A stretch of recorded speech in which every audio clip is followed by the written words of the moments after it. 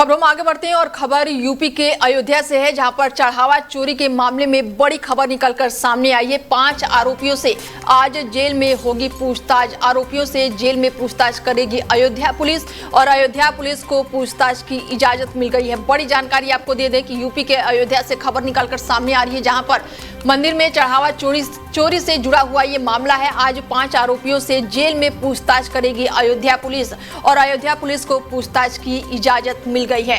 राम मंदिर में चढ़ावा चोरी मामले में पुलिस की जांच जेल में बंद आरोपियों की संपत्ति पर केंद्रित है और पुलिस टीम उनके संबंधियों और परिजनों के बैंक अकाउंट से लेकर जमीन की खरीद फरोख्त के दस्तावेज लगातार खंगाल रही है। शहर से लेकर ग्रामीण स्तर तक उनकी प्रॉपर्टी और रजिस्ट्री विभाग में उनके नाम पर खरीदी जमीन के दस्तावेजों की पड़ताल कर रही है और पुलिस का ये मानना है कि कोशिश कर रहे हैं कि मंदिर से जुड़े हर पहलू को वो काफी हद तक इजाफे में सामने लाएं। जांच में पता चला है कि अनुकल्प, लवकुश, अवनीश, टिन्नू यादव और रमाशंकर करुणेश ने लाखों की संपत्ति बना ली है और पुलिस ने मंदिर की काउंटिंग और अन्य सुरक्षा व्यवस्थाओं की भी पड़ताल शुरू कर दी है।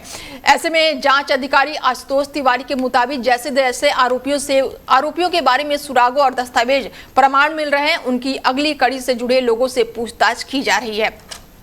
करीब 40 लोगों से इस सूची में पूछताछ हो चुकी है और इसमें मंदिर ट्रस्ट से जुड़े वो पदाधिकारी भी हैं। सूत्रों के अनुसार एसआईटी 2 दिनों तक जांच और शुक्रवार रात को लखनऊ वापस लौट गई थी और अब सोमवार को फिर से अयोध्या जा सकती है। 15 जुलाई तक एसआईटी को अपनी फाइल रिपोर्ट शासन को सौंपनी है। ऐसे में लगातार जो है अब कार्रवाई हो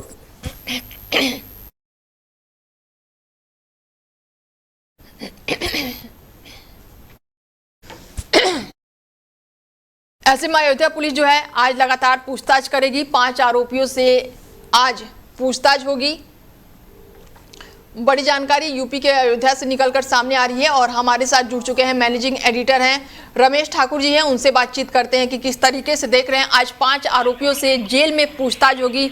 अयोध्या में जो चोरी गबन का मामला चल रहा है, सर किस तरीके से देख रहे हैं? नहीं, मुझे लगता है एसआईटी ने फिर दोबारा से जांच तेज की है। कल जिस तरीके से बीजेपी अध्यक्ष नितिन नवीन का लखनऊ दौरा था, तो दौरे के साथ में उनके कई लोग भी थे, तो उन्होंने भी इस मुद्दे पे कल बैठ के बात करी है।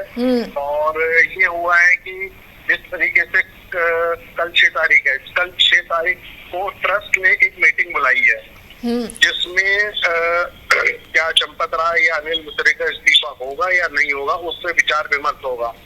तो इन सब चीजों को देख के जो मुझे लगता है कि जो तेजी आनी चाहिए थी बिल्कुल दिन पहले एसआईटी को लेके, वो तेजी अब आ गई है। बिल्कुल। ऐसे में सर 15 जुलाई तक एसआईटी को अपनी फाइनल रिपोर्ट भी है वो सौंपनी है, तो कार्रवाई को लेकर अगर मैं बात करूं तो आज 5 आरोपियों से जेल में जो पूछताछ हो रही है उसको लेकर क्या लग रहा है कि एसआईटी 15 जुलाई तक पूरे मामले का निष्कर्ष निकाल लेगी? अनिका, मुझे लगता है 15 दिन की जरूरत है नहीं एसआईटी को, क्योंकि जितनी जानकारी, जितनी इंफॉर्मेशन वगैरह आने की वो सब आ चुकी है। 80 लाख की रिकवरी हो चुकी है और जितने भी लोग हैं वो डिटेन हो चुके हैं और जितने भी पकड़े हैं उनको इंट्रोगेशन की हो रही है। वो सारा चीज उन्होंने उगल दिया है, कितनी चोरी हुई, किस अंदाज से चोरी हुई, किसके घर चोरी की और चोरी करने का तरीका क्या था। तो इससे लगता है कि अब खोजबीन के लिए और बताने के लिए कुछ बचा नहीं है। एसआईटी को ज्यादा टाइम लेना नहीं चाहिए। फाइनल रिपोर्ट ड्राफ्ट उठा के सरकार को भेजनी चाहिए, फिर उसके ऊपर सरकार के जो भी बनती है जिसके ऊपर कार्रवाई करनी चाहिए। बिल्कुल। ऐसे में चंपत राय पर भी गाज गिर सकती है क्या?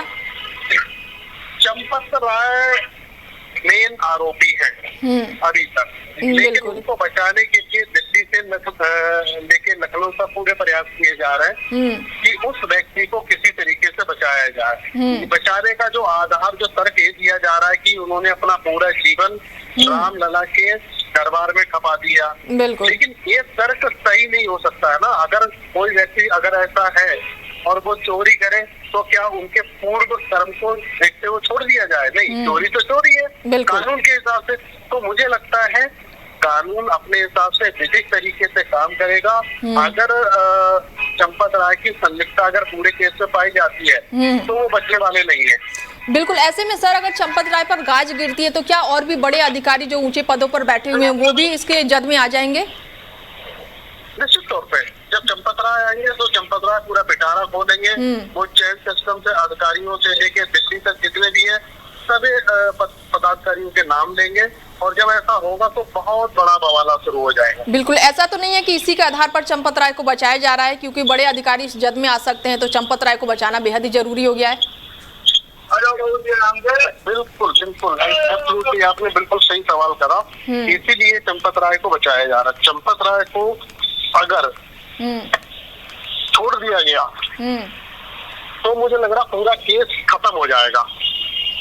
अगर चंपत राय पकड़े जाते हैं तो मुझे लगता है कि चंपत राय के साथ साथ में ऐसे ऐसे नाम निकल के आएंगे सामने जिन नामों की आपने अपने कल्पना तक नहीं करी है। बिल्कुल ठीक है सर, जुड़ने के लिए बहुत शुक्रिया आपका।